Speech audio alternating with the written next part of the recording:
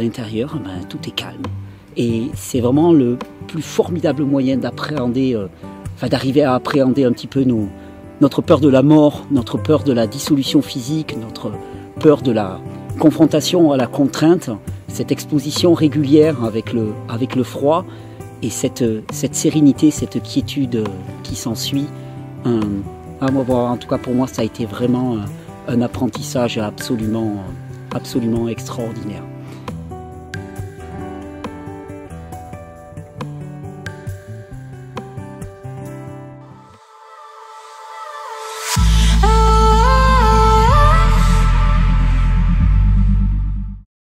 Bonjour, alors aujourd'hui j'avais envie de vous proposer une vidéo sur la notion de pression, de stress. Parce que c'est souvent une question qu'on me pose, on me dit Thierry, comment est-ce que tu fais pour gérer la pression? Et effectivement, c'est pas pour me la raconter, ni pour me poser en victime, mais le niveau de pression que je subis, que mon entourage subit depuis des années est assez hallucinant. Je dirais même que c'est globalement à dessein. Je pense qu'il y a réellement une intentionnalité de faire craquer des personnes comme moi à force de pression sur le plan médiatique, sur le plan économique, sur le plan judiciaire, voir son nom exposé, être affiché dans des grands journaux, dans des émissions de télé, voir son nom associé à des qualificatifs extrêmement dénigrants, voire insultants.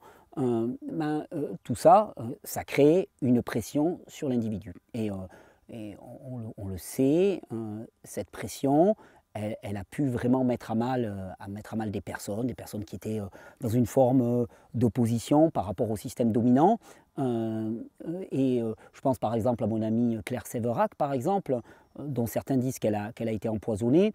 Moi, j'ai tendance à dire peut-être, je n'ai aucun élément par rapport à ça, donc peut-être, mais je dirais que la pression monstrueuse et le harcèlement dont elle a été victime durant les dernières années, surtout quand elle a écrit son livre incroyable qui s'appelle « Complot mondial contre les peuples »,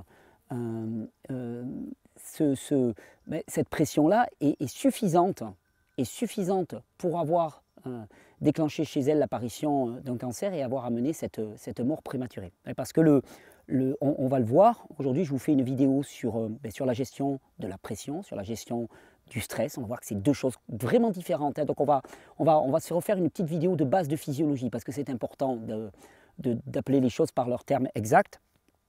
Et on va voir essentiellement, l'idée forte, c'est de dire que notre réponse à la contrainte, la réponse physiologique du corps à la contrainte, est une réponse, comme toujours, parfaitement adaptée, à condition que la contrainte, elle reste ponctuelle et mesurée.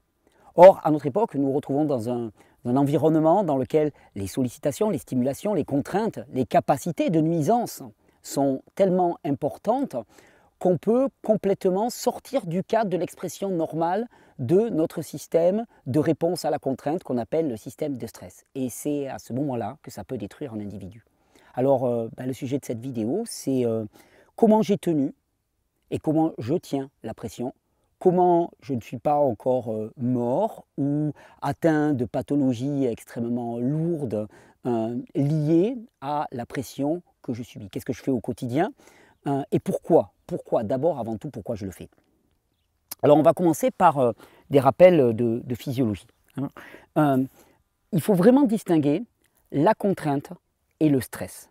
La contrainte, qu'est-ce que c'est? C'est l'élément qui vient de l'extérieur et qui va exercer une pression sur nous. Une pression, c'est-à-dire une demande exceptionnelle en termes d'adaptation. La pression, elle peut être d'ordre physique, du froid, du chaud, de la faim par exemple. Elle peut être d'ordre psychologique, des calomnies, des ragots, des mauvaises nouvelles, tu apprends la mort d'un proche, tu apprends des événements dramatiques. La contrainte, elle peut être de multiples formes, psychologiques, physiques, tous les niveaux. La réponse du corps à cette contrainte va être une réponse qu'on appelle le stress.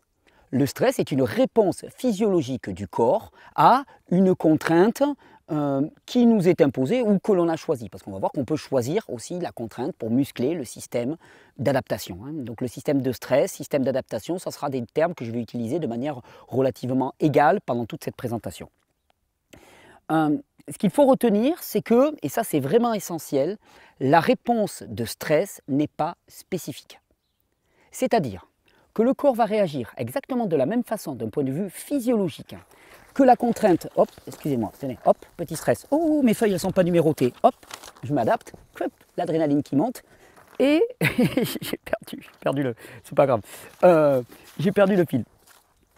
La réponse de stress n'est pas spécifique. Ça veut dire que, quelle que soit la nature de la contrainte, des feuilles qui volent qui ne sont pas numérotées, ou que d'un seul coup je me fasse agresser, tu as quelqu'un qui arrive, qui me chope et qui me bascule en arrière en bas du rocher, ou que, quel que soit ce qui se passe, le corps va toujours réagir de la même manière, à travers une production d'hormones, de neurotransmetteurs, à travers une adaptation métabolique qu'on appelle le stress. Donc la réponse, souvenez-vous bien de ça, la réponse de stress n'est pas spécifique. Ça va être très intéressant parce que quand on va parler de muscler le système d'adaptation, le système de stress, on va se rendre compte que finalement, d'une certaine manière, peu importe la contrainte, elles seront toutes bonnes puisque la réponse est quasiment toujours la même. Alors, pour faire simple, chaque fois que nous sommes soumis à une contrainte, le corps réagit. Alors quand je parle du corps d'un point de vue physiologique. C'est la chair.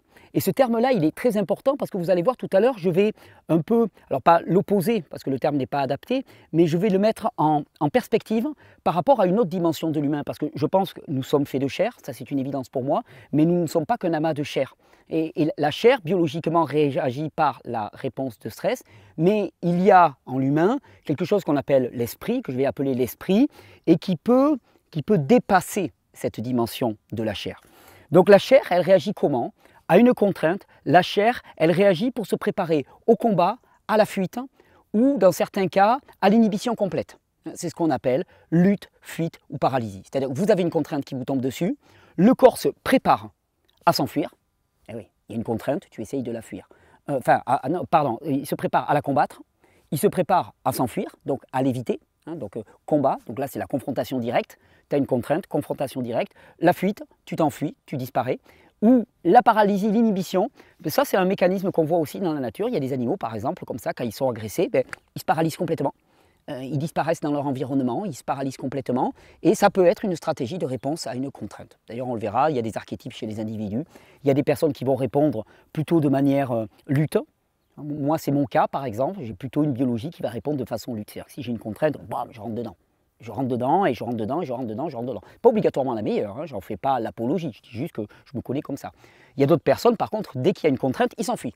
Ils disparaissent, il n'y a plus personne. Et puis il y en a d'autres qui se paralysent complètement, ils se tétanisent, ils ne bougent plus, ils se disent « espérons que ça passe ». Voilà, 3 stratégies. Alors, je vous ai dit, il est très important de différencier la contrainte du stress. Le stress, c'est votre réponse propre, c'est votre responsabilité, c'est la responsabilité de votre organisme.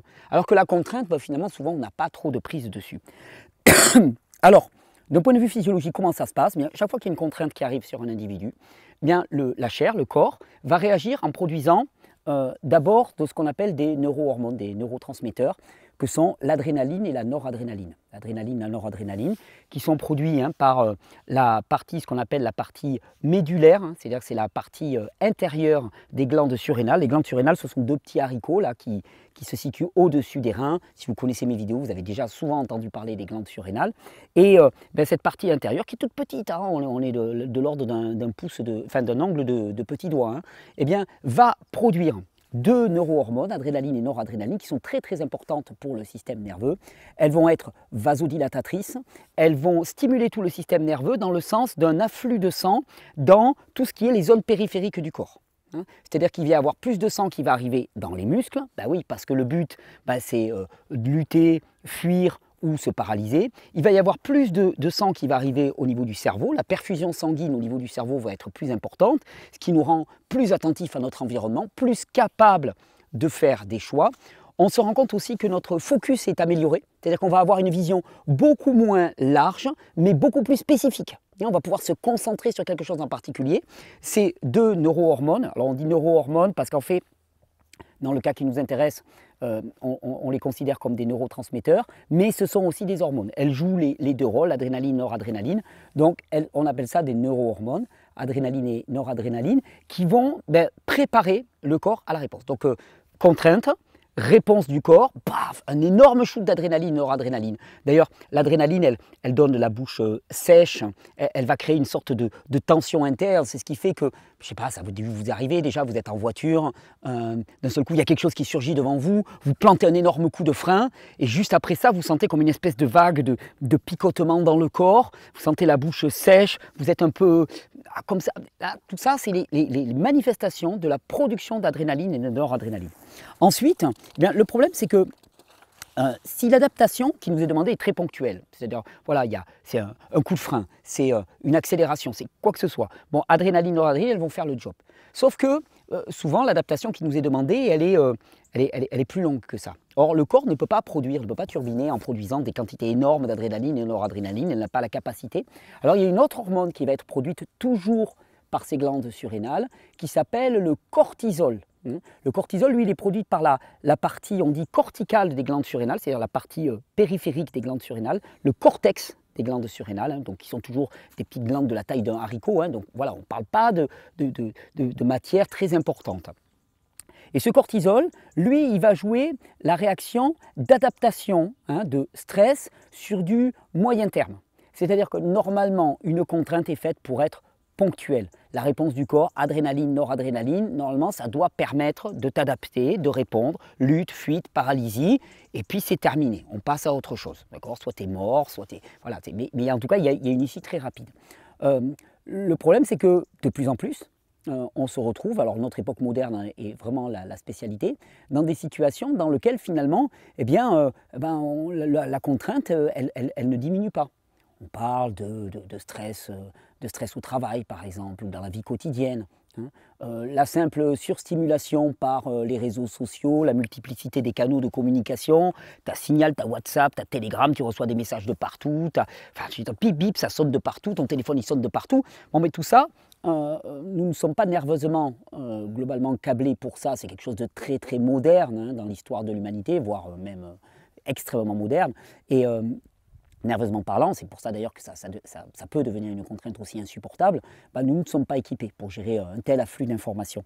Donc dans ces cas-là, eh bien, le corps ne pourrait pas produire de l'adrénaline, de la noradrénaline sans arrêt. Donc il va se mettre à produire une hormone, là pour le coup, qui s'appelle le cortisol. Le cortisol, c'est une hormone qui est dérivée du cholestérol. Le foie produit du cholestérol, notre foie produit du cholestérol. Ce cholestérol est transformé. Alors, il sert à beaucoup de choses, le cholestérol dans le corps. C'est un anti-inflammatoire majeur, il est essentiel pour tout le système cardiovasculaire. Mais en plus, eh bien, il va permettre de produire une certaine quantité d'hormones, dont le cortisol. La testostérone aussi, les œstrogènes, la progestérone. Toutes ces hormones-là sont des hormones qui sont issues du cholestérol. Il y a une cascade de décomposition, le cholestérol devient de la prénylonone de mémoire, et la prénylonone se transforme en DHEA, et puis après en cortisol, et en oestrogène, et en progestérone, et en testostérone.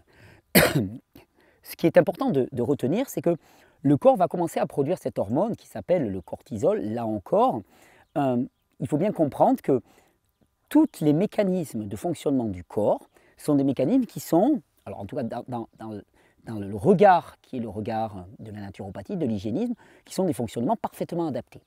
Ils sont parfaitement adaptés. Leur problème, ça va être souvent qu'ils vont être parfaitement adaptés dans un contexte qui est lui aussi parfait, naturel d'une certaine manière.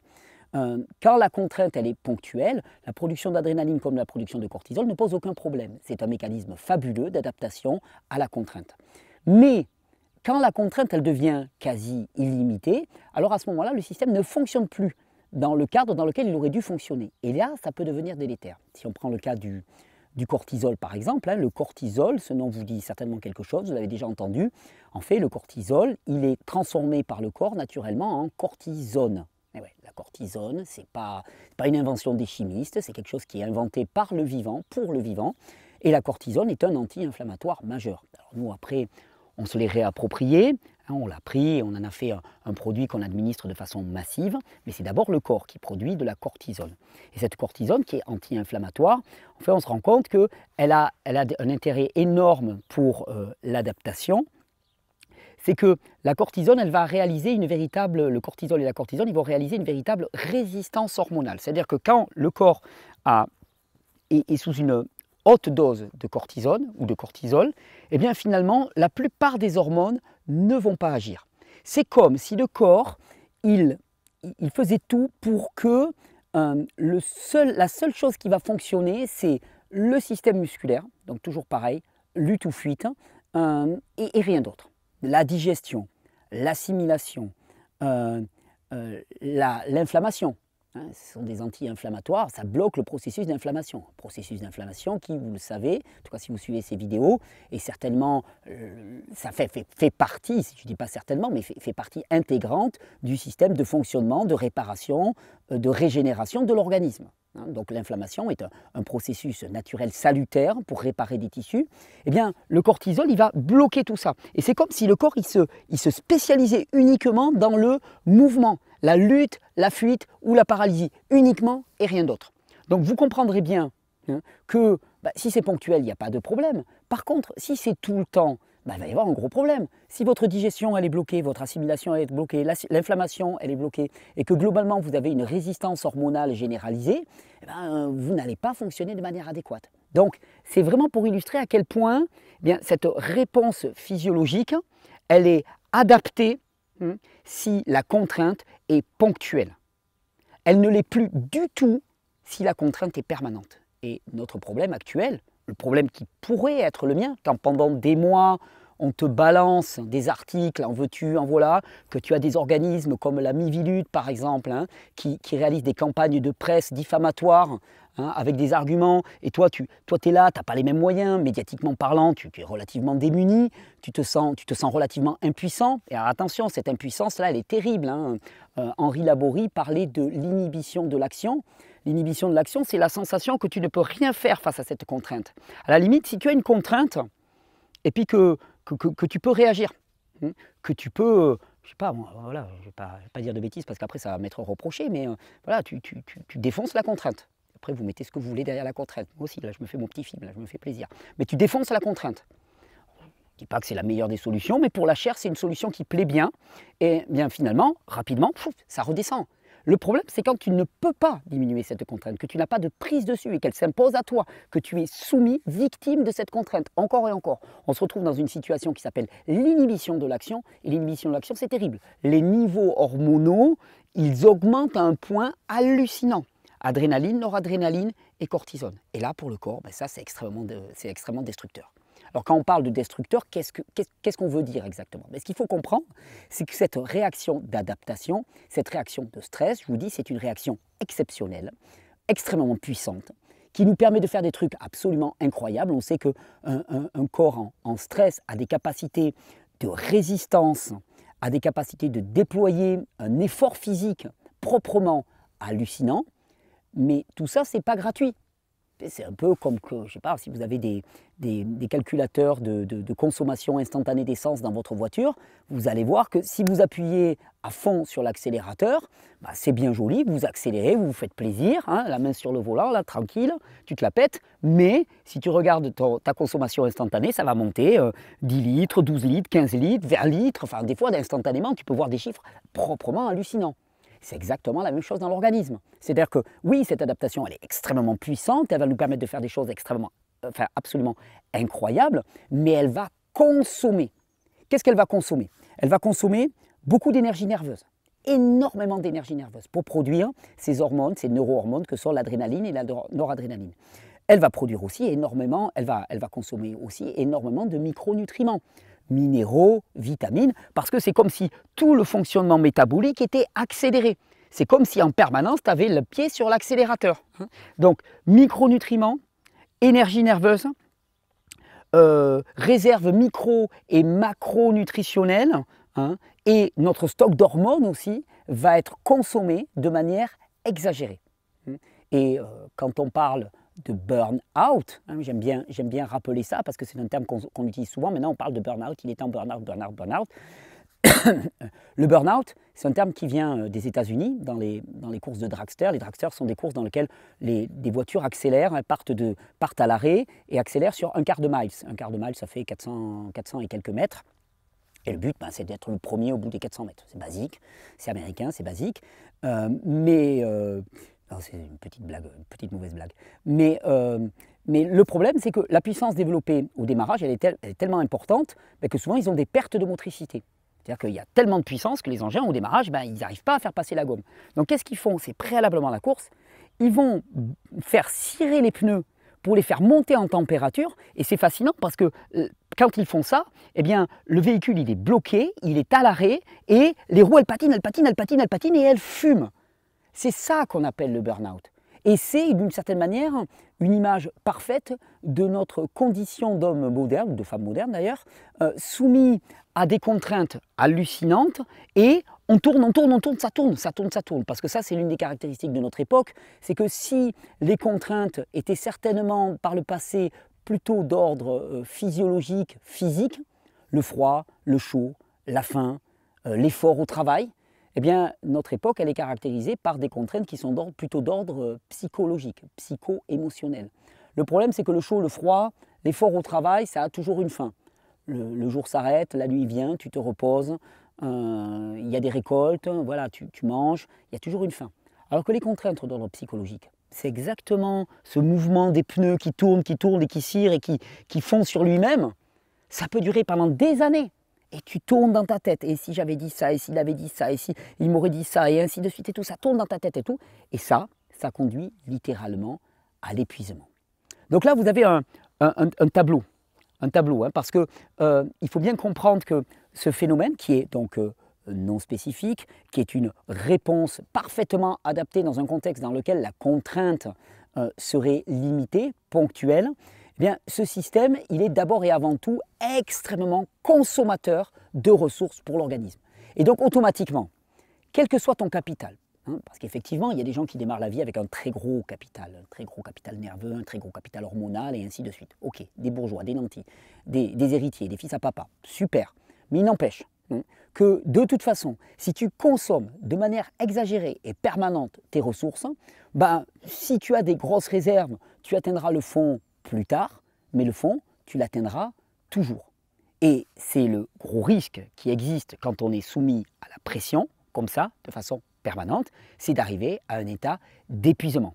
Le fameux burn-out, mais l'épuisement, alors l'épuisement qui après va se traduire par une myriade de symptômes, immunodépression, dépression sur le plan psychologique, abattement, tristesse, sensibilité à tout ce qui va passer comme bactéries et ainsi de suite.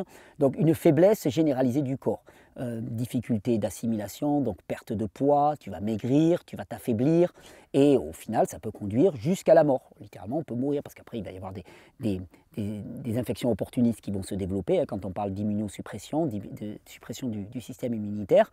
Et donc on va se retrouver avec des conséquences extrêmement lourdes pour quelque chose qui à la base n'est qu'un problème de sursollicitation du système adaptatif. Alors, en pratique, comment on gère ça? En pratique, comment je gère ça? Alors, si j'avais fait cette vidéo il y a quelques années, j'aurais commencé évidemment par vous parler du soleil, par exemple, voilà, recharger le système nerveux avec le soleil, le sommeil, et ainsi de suite. C'est plus comme ça que je commencerai aujourd'hui.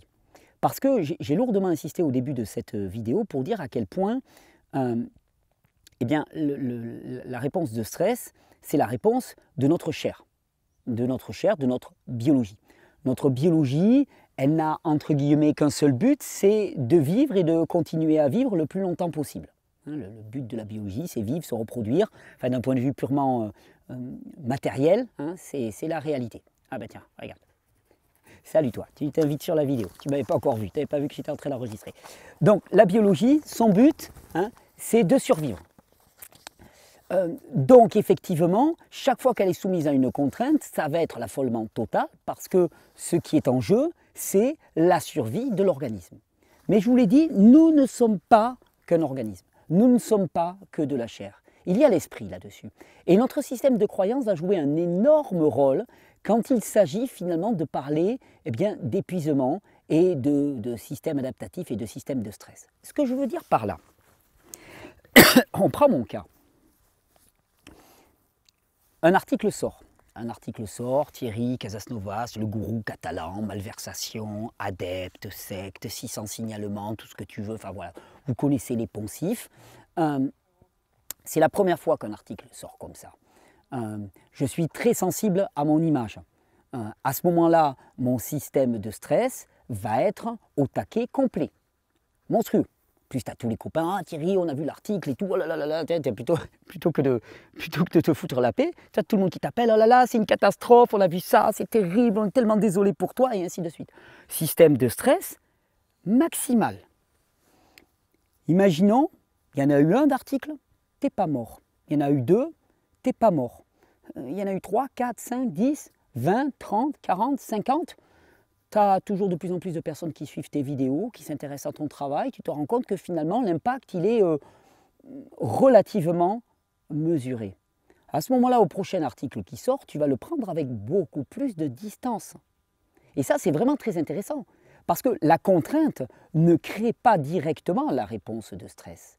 C'est notre appréciation de la contrainte au travers de notre système de croyance, de nos expériences passées, qui va déterminer la réponse de stress.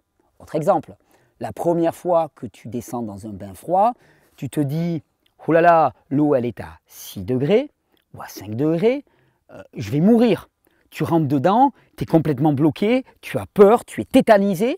La réponse de stress va être maximale.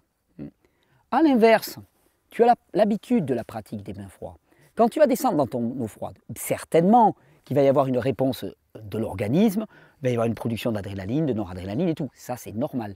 Mais il ne va pas y avoir de surréaction. Parce qu'à côté de ça, toi, tu es complètement détendu. Tu sais que tu as l'habitude de le faire, tu sais que tu ne vas pas mourir et tu communiques avec ta biologie pour dire « tout va bien ». Calme-toi, c'est le fameux sourire qu'on se greffe sur le visage quand on va aller faire un bain froid. Tout à l'heure, on va se faire un petit bain froid. Je vais vous montrer, cette expérience du sourire sur le visage, elle est extraordinaire. C'est-à-dire, d'un seul coup, toi, tu es dans le froid, tout ton corps te dit « Putain, casse-toi de là, tu es en train de mourir. » Et toi, tu es là et tu dis « Non, non, non, tout va bien, ça se passe bien, tout va bien, je suis serein. » Donc là, pour moi, il y a un levier essentiel. Ce n'est pas tant la contrainte que notre appréciation de la contrainte qui détermine le niveau de stress.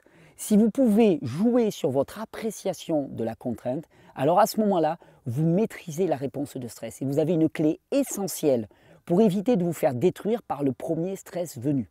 Alors quand je parle de système de croyance, c'est à dessein, ça peut être basé bien sûr sur l'expérience. Pardon. Par exemple, je vous dis le jeûne, le froid, le chaud. La première fois, niveau de stress maximal, tu appréhendes et ainsi de suite. Les fois suivantes, ça va, tu sais que tu es passé au travers, ça s'est bien passé. Donc ça c'est notre expérience, mais il y a aussi tout notre système de croyance. Si vous avez un rapport à la vie dans lequel vous avez une foi, alors j'en parle parce que c'est mon cas, je me définirais comme quelqu'un de profondément croyant, je crois en Dieu, et je crois en un Dieu d'amour, un Dieu bienveillant, un Dieu omnipotent, qui dispose dans sa main de toutes les circonstances de ma vie. Quand il va y avoir un événement qui, a priori, est un événement négatif, que ma chair va appréhender, va redouter, et pour lequel elle pourrait réagir avec une réponse de stress, mais qu'à l'inverse, mon esprit dit non, non, non, non, calmos, tout va bien. Et d'ailleurs, combien de fois, moi, ça m'est arrivé dans la prière de remercier Dieu pour l'épreuve, en disant, écoute, je ne comprends pas cette épreuve, franchement, elle est super dure. Elle est super dure pour la chair, mais j'ai confiance en toi. Et ce j'ai confiance en toi change tout par rapport à la réponse de stress de l'organisme. Donc là, vous avez une clé essentielle, et n'oubliez pas, par-dessus toutes les techniques, c'est notre appréciation de la contrainte qui détermine la réponse de stress. Et c'est pour ça que tout à l'heure, on va voir, en s'entraînant à s'exposer à des contraintes, eh bien, quelque part, on accumule dans notre système de croyance des expériences positives par rapport à la contrainte. C'est-à-dire que si vous êtes habitué à jeûner, vous êtes habitué à vous exposer au froid, vous êtes habitué à vous exposer en public, vous êtes habitué à être, comme moi par exemple, malmené, calomnié et ainsi de suite. Je ne fais pas l'apologie, mais ce que je constate, c'est que ma réponse actuelle et la réponse d'il y a 10 ans n'est pas du tout la même. Mon système de croyance, mon système de représentation s'est construit et s'est rendu compte que je n'allais pas mourir. Et ça, c'est une force qui est absolument incroyable. Donc, première réponse, dissocier la contrainte de notre représentation de la contrainte. Alors, deuxième réponse essentielle, je vous ai dit, le système, notre système d'adaptation au stress consomme énormément de ressources dans l'organisme. Quelque part, il épuise et il affame l'organisme. Donc, réponse évidente, il va falloir nourrir l'organisme. Et c'est important parce que on va parler de micro, de macronutriments. Je vais même vous faire une petite recette de jus, on ne va pas y couper. Super jus pour la réponse au stress, voilà, bien adapté. Mais quand on parle de nourriture, il ne faut pas confondre, et en tout cas il ne faudrait pas se limiter à la dimension alimentaire de la nourriture. Dans mon cas, l'environnement dans lequel j'évolue, mon regard qui porte loin sur les montagnes catalanes, la nature dans laquelle j'évolue est une ressource essentielle pour me nourrir au quotidien et faire en sorte que je ne m'épuise pas avec la contrainte qui m'est imposée. Quand on parle de nourriture, on parle aussi de nourriture relationnelle. Le fait d'être entouré d'une famille, d'amis, de personnes aimantes. Et dans mon cas, c'est très très important. De personnes qui sont autour de moi, qui font bloc, avec qui on porte la charge ensemble. Eh bien, ça, c'est extrêmement important dans le cadre de la réponse au stress. C'est-à-dire que seul, tu es beaucoup plus en danger qu'entouré. Ça paraît une évidence, mais on l'oublie trop souvent. Notre société moderne, qui a tendance à nous isoler les uns les autres, nous fait oublier que l'une des nourritures essentielles de l'être humain, c'est une nourriture relationnelle. D'ailleurs, on se rend compte que quand un individu est bloqué dans un mode de fonctionnement de stress, il produit énormément de cette hormone qu'on appelle le cortisol.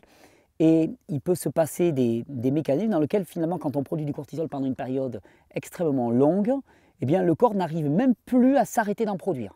Il y a une espèce d'enchaînement, de boucle délirante qui se met en place. Et l'un des meilleurs moyens de stopper cette production de cortisol, d'avoir vraiment un antagoniste à ce cortisol, eh c'est de permettre au corps de produire une hormone qui s'appelle l'ocytocine. Et l'ocytocine est une hormone qui est produite dans le cadre du contact empathique. Contact empathique, alors on parle souvent du massage, mais le contact empathique, ce n'est pas que ça. Le contact empathique, c'est simplement le fait d'être en contact avec un individu. Salut Yala, non, je ne vais pas jouer avec toi, ma belle. Je ne vais pas jouer avec toi. Donc, non plus. Allez, là-bas. C'est le contact empathique. Avec un chien aussi. Voilà, j'ai donné une caresse à Yala. Donc, voilà, superbe. Ces échanges-là sont essentiels. Et c'est là vraiment où j'insiste lourdement parce que très très souvent, et je l'ai déjà dit de multiples fois, quand tu parles de personnes qui sont dans des situations de vie critiques, d'accord, avec des pathologies au nom qui font extrêmement peur, cancer, enfin voilà, maladie auto-immune et ainsi de suite, et que d'un seul coup tu leur dis mais la solution ça pourrait être de passer plus de temps avec tes enfants, un peu de massage, de prendre le temps d'être au soleil. Mais là, les gens te regardent et te disent « mais t'es demeuré, t'es totalement demeuré ». Moi, je te parle d'une maladie pour laquelle on a des traitements avec des lasers, avec des molécules, avec des noms à coucher dehors. Et toi, tu me parles de faire du jus de carotte et de caresser ton chien. Mais ce que l'on ne réalise pas, c'est que ce faisant, on mobilise les ressources les plus puissantes qui sont à l'intérieur de nous, c'est-à-dire les forces de vie. C'est-à-dire que quand tu permets à ton corps de produire de l'ocytocine, littéralement tu viens contrecarrer un fonctionnement en boucle du système de stress, qui pas grand-chose d'autre ne peut le faire. Tu as accès directement à l'une des forces de construction les plus puissantes qui soient, et c'est la force de vie en toi. La solution, elle est en nous, parce que la vie, elle est en nous. D'accord ? Donc, contact empathique, contact relationnel, autant de nourriture qui ne sont pas à négliger. Alors ensuite, évidemment, sommeil, soleil, comme recharge nerveuse. Le sommeil, c'est un moment vraiment essentiel. Alors, on pourrait gloser pendant des heures sur les conditions du sommeil, une chambre dans laquelle il ne fait pas chaud, donc si possible aérer au maximum les chambres pour qu'il fasse frais, parce que effectivement le sommeil correspond à une baisse du métabolisme dans lequel la température du corps doit pouvoir chuter. Il est important de respirer un air frais pendant qu'on dort, avec le moins de perturbations électromagnétiques possible. Donc si vous avez la Wi-Fi chez vous, vous la coupez, et si possible, être dans un environnement dans lequel il n'y a pas la Wi-Fi des voisins, coupez vos téléphones portables, enfin voilà, pas dans la pièce où vous dormez, pas de téléphone portable allumé juste sur la table de chevet, pas de lumière ou le moins possible de lumière. Si vous pouvez dormir en vous mettant à la terre, par exemple, il y a des tas de processus qui existent comme ça pour décharger le corps au niveau électrique. Enfin voilà, favorisez vraiment des conditions de repos, parce que le fait de fermer les yeux ou même de dormir ne veut pas dire qu'on est en repos nerveux. On peut rester en situation de stress quasi permanent et à ce moment-là, la recharge nerveuse ne se fait pas. Le sommeil donc, est une très bonne recharge nerveuse. Le soleil aussi. Le soleil, c'est une véritable nourriture pour l'organisme. Pour ceux qui ont lu l'excellent magazine Régénère qui portait sur l'eau, vous aurez compris au travers des travaux de Gérald Pollack que on considère de plus en plus que la batterie énergétique du corps, ce qui fournit l'énergie aux mitochondries, c'est une batterie qui est une batterie de type aqueuse, qui est une batterie formée avec des molécules d'eau, et que la recharge de cette batterie se fait via les infrarouges, via la lumière solaire directement sur la peau. On se nourrit et on se recharge électriquement, on se recharge nerveusement, littéralement, avec du soleil. Alors, ça, c'est toutes les dimensions. On va revenir aussi sur la dimension micro, macro, nutritionnelle, en se faisant un bon jus pour recharger l'organisme. Tout ça, c'est la dimension du nourrissement. Mais, je vous ai dit, petit 1, apprendre à dissocier contrainte de appréciation de la contrainte.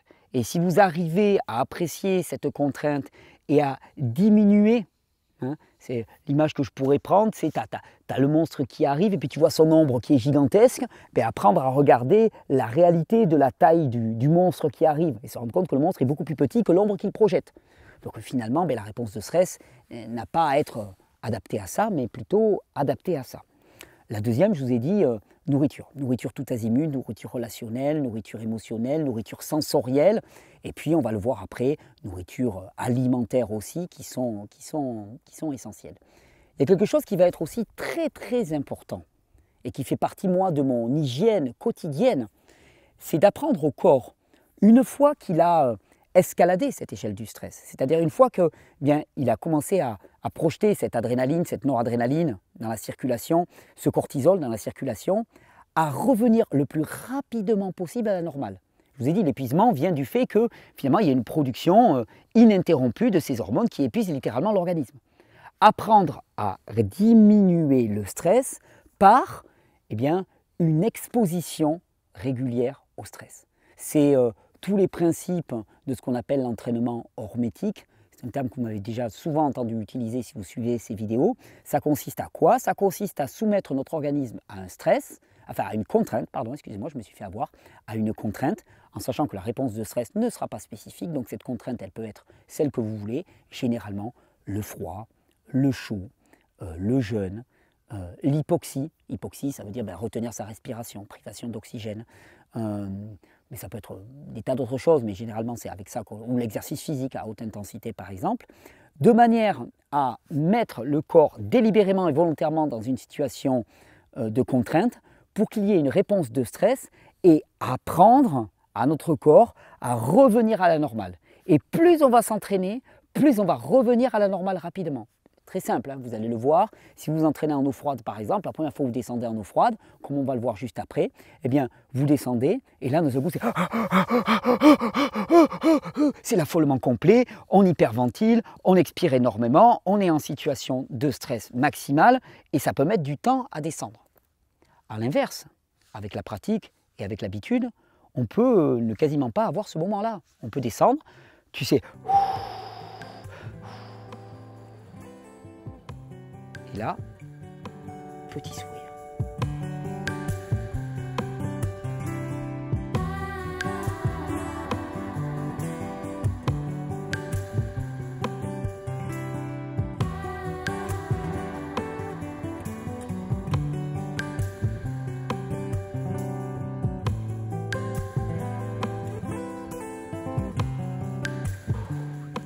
là c'est particulièrement intéressant parce qu'en fait quand on a commencé à tourner la vidéo avec Alex, il y avait un plein soleil.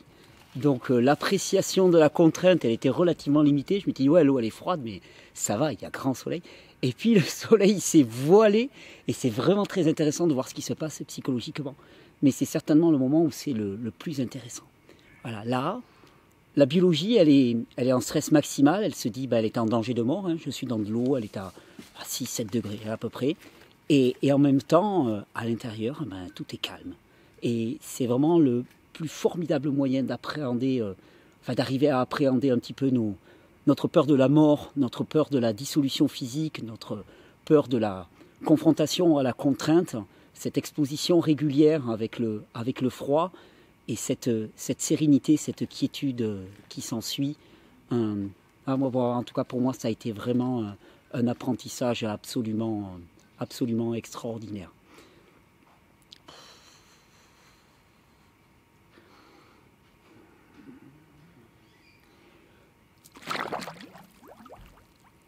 Bon, pour illustrer la question de la recharge macro et micronutritionnelle, une fois de plus, un bon jus. Alors pourquoi les jus? Toujours pareil. Quand on parle, alors on distingue macronutriments, lipides, glucides, protéines, et micronutriments, vitamines, minéraux, oligo-éléments. On a tendance à constater que notre alimentation moderne, au niveau macronutriments, ça va, même parfois pléthorique en macronutriments, mais par contre, ce qui est en nette diminution, c'est le contenu micronutritionnel. Et particulièrement quand on a été soumis à une contrainte sur de la longue durée, que la réponse de stress de l'organisme a été importante, eh bien on se rend compte que notre stock micronutritionnel souvent a pris une véritable claque. Et la conséquence, alors les conséquences des déplétions micronutritionnelles, eh bien elles sont à l'échelle de tout l'organisme, c'est tous les fonctionnements métaboliques vont être impactés par le manque de vitamines, le manque de minéraux. D'ailleurs, c'est pour ça qu'à l'inverse, quelle que soit l'étude que vous regardiez, dès qu'on fait une supplémentation micronutritionnelle sous forme de petites gélules, eh bien, on a une amélioration des paramètres corporels. Et en particulier, dans le cas de l'adaptation à la contrainte, dans la question du stress, eh bien, ça vient jouer un très grand rôle. Alors la logique chez Régénère, c'est pas de se choper des petites pilules, c'est plutôt d'aller prendre des micronutriments là où ils sont, c'est-à-dire dans les légumes en particulier, les fruits et les légumes. Et une des illustrations, je répète toujours, c'est pas le passage unique, le passage obligé, en dehors des jus point de salut, ça n'a rien à voir avec ça. C'est juste un moyen extrêmement pratique, adapté à notre vie de tous les jours, eh bien, d'avoir une recharge en micronutriments sans surcharger le système digestif. Tu fais ton jus, tu pars le matin, tu te fais ta gourde, tu le bois tranquillement pendant la journée de travail, blâme.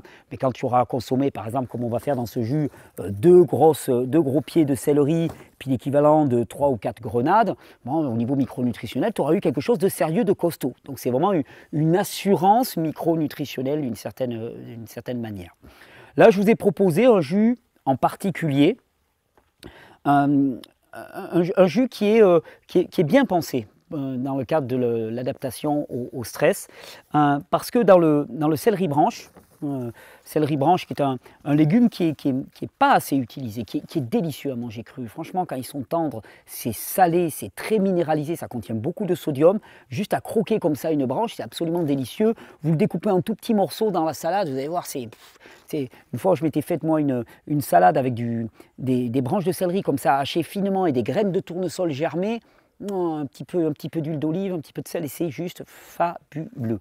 En jus, ça marche aussi très très bien, c'est très riche en minéraux et en particulier c'est riche en nitrates. Et les nitrates, alors je ne parle pas des nitrates qui sont déversés en quantité massive dans les champs, le nitrate inorganique, mais le nitrate organique va être transformé par le corps en acide nitrique, le NO, cet acide nitrique remplit de très nombreuses fonctions dans l'organisme, en particulier en lien avec la production d'énergie, la mitochondrie, la vasodilatation, l'apport de sang dans les zones périphériques, et pour les personnes qui sont épuisées, parce que je vous ai dit, situation de contrainte, donc ça turbine au niveau adrénaline, noradrénaline, au niveau cortisol, tu as du sang qui arrive au niveau du cerveau, au niveau des muscles, tu es prêt à l'action et ainsi de suite, ça c'est magnifique, mais quand ça se casse la gueule, c'est l'exact inverse qui se passe. C'est-à-dire que tu n'as plus de sang qui arrive au niveau du cerveau, tu n'as plus de sang qui arrive au niveau des muscles, tu as froid en permanence, dépression, hein, absence de perfusion sanguine ou diminution de la perfusion sanguine au niveau du cerveau, tu es en dépression. C'est-à-dire qu'au niveau cognitif, ça ne fonctionne plus, plus de motivation, plus d'envie de vivre, plus de tout ce que tu veux, qui correspond simplement à un épuisement généralisé. Tu commences à avoir froid au bout des doigts, on te dit ah, c'est le syndrome de Raynaud, tu es content, tu as décroché ton numéro au loto, tu te dis ah, j'ai le syndrome de Raynaud. Et alors qu'est-ce que j'en fais? Tu favorises le fait que le sang aille jusqu'aux extrémités. Vasodilatation, oxyde nitreux. On en trouve beaucoup de nitrates de nitrates organiques, on en trouve beaucoup dans les céleris branches. On en trouve aussi énormément dans la betterave, c'est même je crois le record absolu. Bon, vous avez déjà fait des tas de jus avec des betteraves, donc je me suis dit je vais changer un petit peu. Le seul hic avec le céleri branche, c'est qu'il peut être refroidissant en hiver. Donc attention, aux personnes qui sont très frileuses, vous attendez qu'il ne fasse pas trop froid pour en consommer. À ce moment-là, vous consommez plutôt de la betterave pour le côté oxyde nitrique. Mais sinon, voilà, plein de qualité, ça passe tout seul. On va lancer les jus. En plus, avec cet extracteur, maintenant, il n'y a même plus besoin de prédécouper les branches. Alors ça, c'est génial, puisqu'il prédécoupe tout seul. Et il prédécoupe tout seul. Là, Monsieur Cuving sera content parce que je ne lui ai pas fait de blague. Il prédécoupe tout seul, et alors avec du céleri comme ça, vous allez avoir votre litre de jus de céleri très rapidement. Alors je vais le mélanger avec de la grenade. Regardez-moi cette couleur absolument, je ne sais pas où tu es là, hop, tu es là. Cette couleur absolument extraordinaire qui témoigne, mais à l'évidence, de la richesse micronutritionnelle. On juge de la richesse micronutritionnelle des aliments en fonction aussi de leur couleur. Quand vous avez une grenade comme ça qui est rouge foncé, hein, c'est une grenade magnifique qui vient directement du jardin et qui a été sélectionné par la famille Colici, donc je peux vous dire que c'est de la très bonne pépinière du Bosc. Ils ont des arbres fabuleux et vraiment, quand tu vois la beauté de cette grenade, c'est absolument extraordinaire. Et la grenade, elle est connue pour être vraiment l'aliment du système surrénalien. Elle booste la production de testostérone, d'hormones sexuelles, masculines comme féminines. Elle est vraiment très soutenante pour la production de cortisol. Donc c'est vraiment la plante du système surrénalien par excellence. Alors on va enchaîner. Regardez, c'est pas compliqué. De ce côté-ci, on pousse comme ça.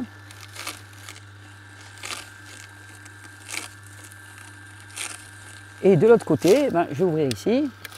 Et tout tranquillement, je vais faire tomber mes graines de grenade. Vous allez voir, vous voyez que le matin, c'est vraiment une petite habitude à avoir. C'est pas très long.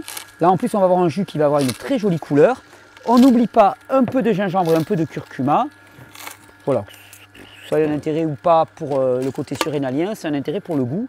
Hop, un peu de curcuma, un peu de gingembre, si possible en bulbe. On me demande souvent pourquoi en bulbe. Simplement parce que là, vous allez avoir un produit frais, de qualité, dans lequel vous allez avoir tous les principes actifs qui vont être disponibles, plutôt qu'une poudre, par exemple, qui s'est oxydée longuement avant. Donc voilà, autant favoriser des produits frais directement. Vous savez que du gingembre, vous pouvez en cultiver directement au jardin, ça passe très bien, et le curcuma y tout. Regardez, j'ai déjà un demi-litre quasiment de jus qui est prêt. C'est extrêmement rapide à faire. Je passe tout mon bloc de céleri. C'est ça l'avantage aussi des extracteurs de jus, c'est-à-dire qu'il y a des gens qui me disent oh là, il y a le pied qui est un peu plus rigide et tout. Mais non, on passe tout. On passe tout, de toute façon l'extracteur il fait la différence. Il sépare les fibres indigestes de ce qui est consommable, de ce qui est les nutriments. Donc aucun problème de ce côté-là. Vous voyez, en 10 petites minutes, vous allez avoir votre rasade de jus. Regardez-moi cette couleur, elle est absolument extraordinaire. On va faire le premier service de jus.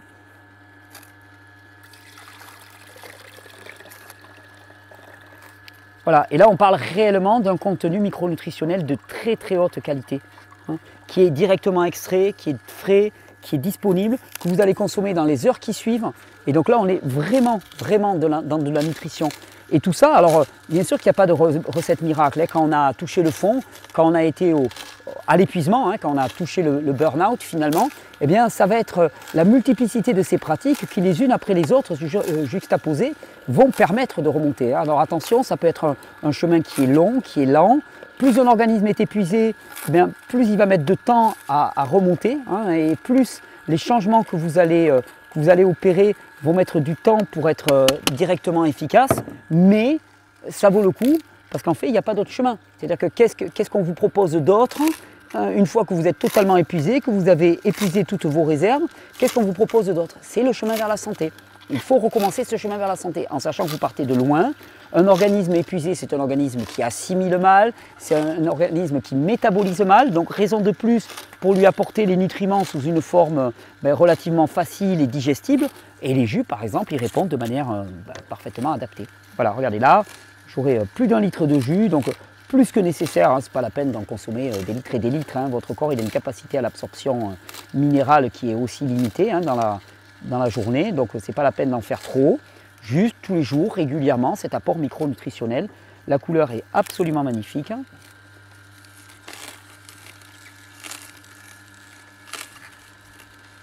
Et là, au niveau minéral, je peux vous dire qu'avec le mélange d'ailleurs entre grenade, c'est un jus que là que je fais de temps en temps, moi, le mélange entre grenade et le côté un petit peu salé du céleri branche, il est absolument fabuleux. Allez, on fait tourner tout ça. C'est vraiment excellent. La Cuvins, là maintenant, ils ont leur système là, qui hache les produits préalablement. Et vraiment, ça, c'est un gros plus. Ça évite que les fibres s'entourent dans l'extracteur. C'est vraiment excellent. Et regardez, à nouveau.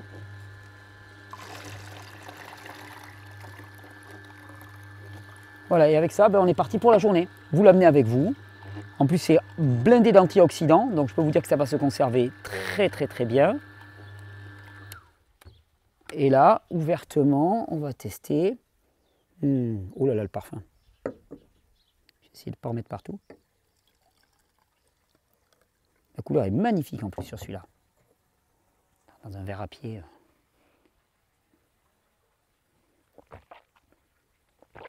Il est parfait. Au niveau proportion, vous pouvez y aller. Et le côté salé là, du céleri branche, il va parfaitement bien. Ce n'est pas un jus qui est trop sucré, qui est écœurant ou quoi que ce soit. Non, le mélange est parfait. Voilà. Un stock micronutritionnel assuré pour la journée. Et ça, il va falloir le reproduire, le reproduire. Faire des choix judicieux dans toute notre alimentation. Au quotidien, privilégier des produits frais, de qualité, peu ou pas transformés, qui vont nous apporter ce stock micronutritionnel qui va petit à petit regarnir et retransformer le terrain. À votre santé. Alors, puisqu'on fait le tour vraiment de ce que j'ai mis concrètement en place, moi aussi pour résister au quotidien, il se trouve que dans mon parcours, j'ai rencontré des produits que j'utilise maintenant régulièrement. Alors pour être 100% honnête, j'ai pas l'habitude, j'ai pas la culture de l'utilisation des huiles essentielles. Mais il se trouve que ma compagne a travaillé pendant un temps au musée des arômes avec Nelly Grosjean et que quand on s'est rencontrés, elle avait avec elle en permanence les synergies d'huile essentielle de Nelly. Qu'au début, moi j'ai regardé avec un petit peu de distance, voilà, pour côté remède et produits magiques. Et puis, force est de constater, quand je les ai utilisés, que leur efficacité était redoutable, que c'était des produits qui étaient extrêmement bien pensés, équilibrés. Et voilà, je me suis vraiment intéressé au travail qu'avait fait Nelly Grosjean. Je l'ai rencontrée par la suite, Nelly, on en a discuté ensemble. Et je ne pouvais pas ne pas vous en parler, tellement pour moi, ce sont des produits qui sont vraiment excellents. Alors, toute la gamme, moi, je m'intéresse particulièrement là à ce qui est en matière de gestion du stress. Mais par exemple, il y en a un, alors je ne sais plus où est-ce qu'il est là, le nerf. Ah voilà, le nerf. Bon, celui-là, le nerf, par exemple.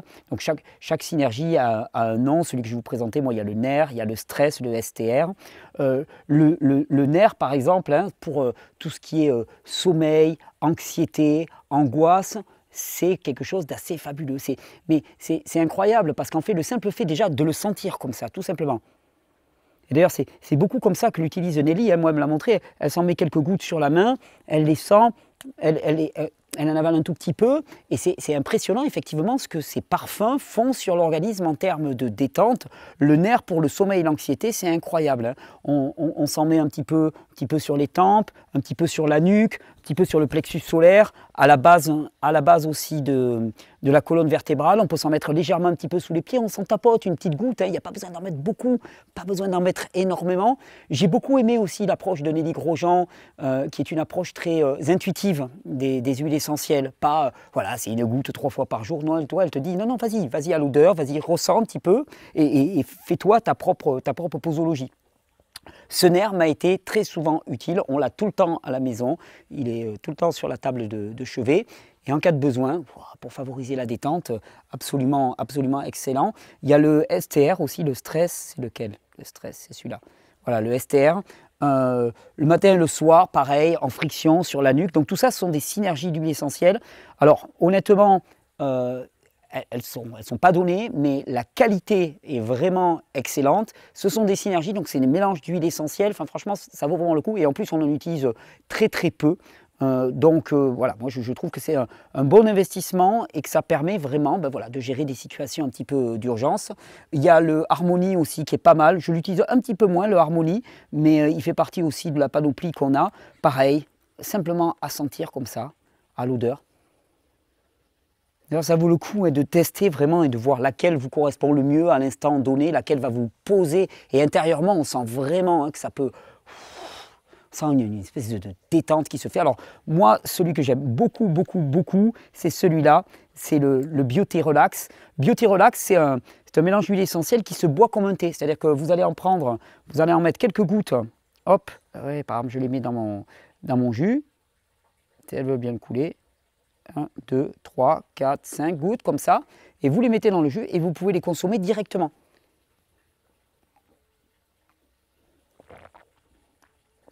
D'ailleurs, c'est très très parfumé, c'est excellent, moi j'aime bien, ça donne un goût vraiment excellent au jus. Et ça, c'est quelque chose que vous pouvez amener avec vous. Donc, il y a le côté extrêmement pratique des huiles essentielles. Puis le dernier aussi qu'on utilise, moi c'est pas trop mon habitude. Par contre, ma compagne Estelle, elle l'utilise beaucoup plus. C'est un vaporisateur d'ambiance, hein, donc qu'on va mettre dans l'air comme ça, et qui permet aussi de respirer, de s'imprégner au quotidien de ces informations, parce que c'est vraiment de l'information qui est véhiculée par les huiles essentielles. Donc c'est une super gamme, très très qualitative, je dois le dire honnêtement, composée par quelqu'un qui a vraiment une relation avec les huiles essentielles, hein, voilà, qui date pas d'hier. Donc c'est vraiment un plus dans la gestion. Là, on est vraiment dans le mode vraiment détente, hein, pour l'organisme. J'ai demandé à Nelly, je lui ai dit que j'allais présenter ces huiles essentielles. Je lui ai demandé si on pouvait avoir un code de réduction pour Régénère. Donc là, il sera marqué dans la vidéo, je crois que c'est RGNR 2024. Avec ce code de réduction sur sa boutique, vous aurez 15% de réduction, donc autant le prendre. Et je vous dis, c'est un petit investissement, mais ce sont des produits qu'on va garder longtemps et qui, en situation d'urgence, peuvent vraiment jouer un rôle très très important. En tout cas, le nerf, le STR, moi, j'ai vraiment vu leur intérêt de multiples fois. Quand on parle de gestion du stress, quand on parle de favoriser la détente, quand on parle voilà, d'avoir une prise dans des phénomènes qui sont souvent qui sont involontaires, hein, sur lesquels, voilà, quand le stress se déclenche, on se sent un petit peu impuissant, eh bien, il y a une voie d'entrée qui est fabuleuse, c'est la respiration. Parce qu'on s'est rendu compte que finalement, eh bien, l'inspiration et l'expiration venaient stimuler des branches du système nerveux qui ne sont pas du tout les mêmes. Tout ce qui est inspiration est en lien avec ce qu'on appelle le système nerveux sympathique. Le système nerveux sympathique, c'est le système nerveux qui est activé en situation de lutte, fuite ou paralysie. C'est la branche d'alerte, si on veut simplifier à l'extrême, du système nerveux. A l'inverse, l'expiration est en lien avec la branche parasympathique du système nerveux et qui est en lien avec les phénomènes de détente. C'est pour ça que quand on baille, non, tu n'inspires pas, tu expires quand tu bailles. Et à l'inverse, quand quelqu'un est en situation de stress, de contrainte importante, il va inspirer beaucoup et de façon très rythmique. C'est pour ça que autant notre état nerveux intérieur va induire le type de respiration, inspiration frénétique finalement ou détente comme ça, autant on peut nous de l'extérieur induire l'état nerveux intérieur par le choix délibéré d'une pratique respiratoire. Ce que je veux dire, c'est que pour une personne qui est en situation de stress, favoriser l'expiration, le souffle, va favoriser un retour à la normale de tout le système nerveux par un rééquilibrage des branches sympathiques et parasympathiques en forçant le corps dans la voie parasympathique.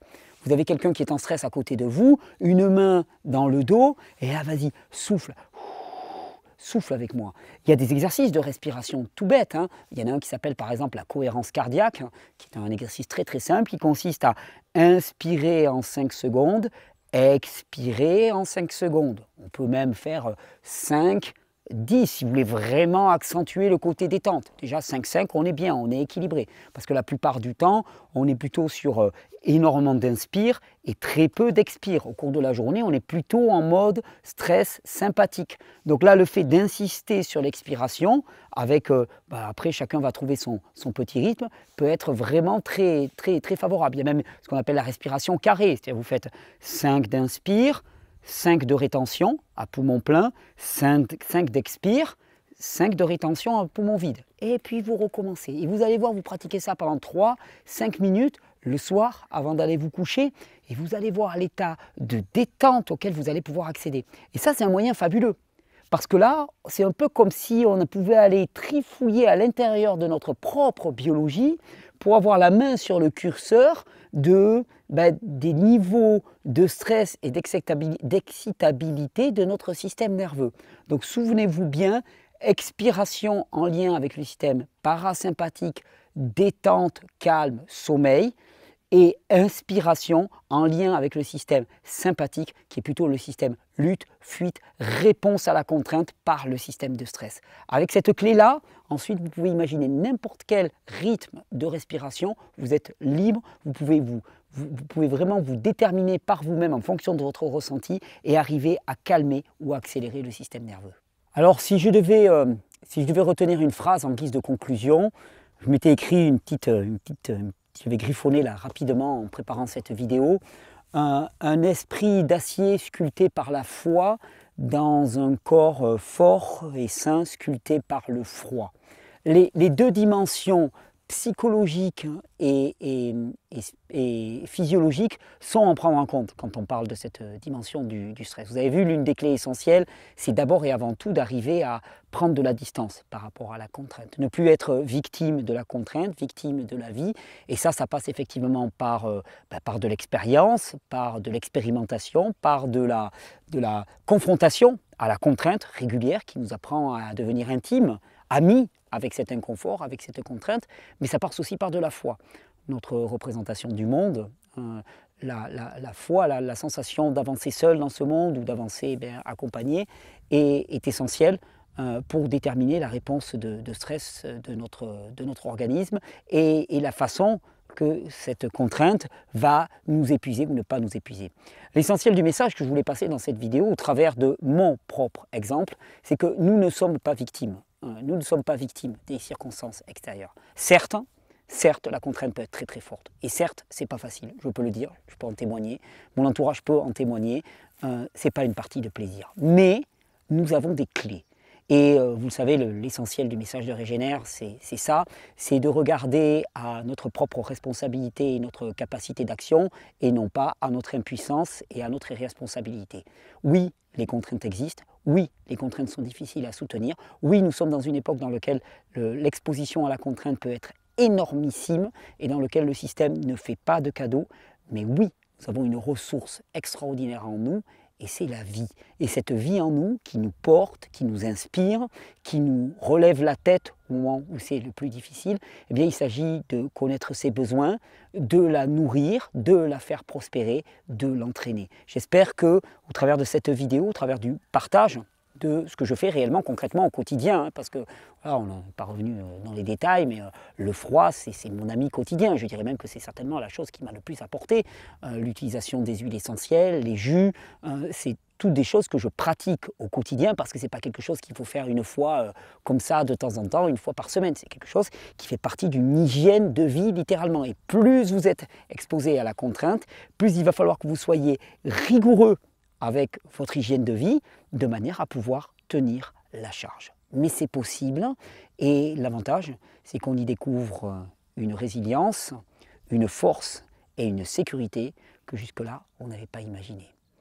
Un esprit d'acier sculpté par la foi dans un corps sain renforcé par le froid. Et ça pourrait être une maxime. C'est ce que je vous propose et c'est ce que j'espère pour chacun d'entre vous.